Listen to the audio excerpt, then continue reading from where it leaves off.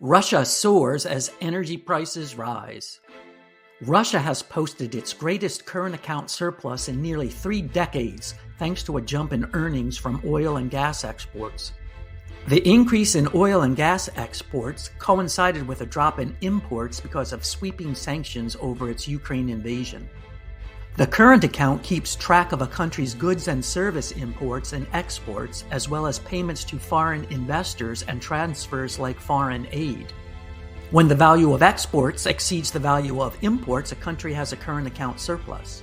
In the first quarter of this year, Russia's current account surplus was $58.2 billion. This was more than double the $22.5 billion it brought in over the same period the previous year.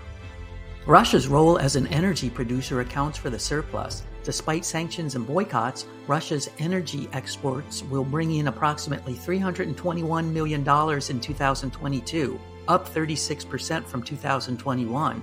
This is because oil prices have reached 14-year highs this year. The European Union, EU, a major Russian energy customer, has not fully cut off Russia's energy exports. The EU agreed on an embargo on Russian coal last week.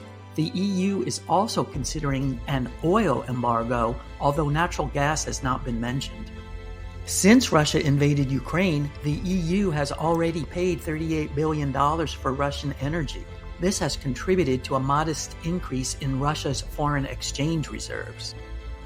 High oil and gas prices have also aided the Kremlin in bolstering its emergency government reserves with 273.4 billion rubles, $3.2 billion, from oil and gas sales.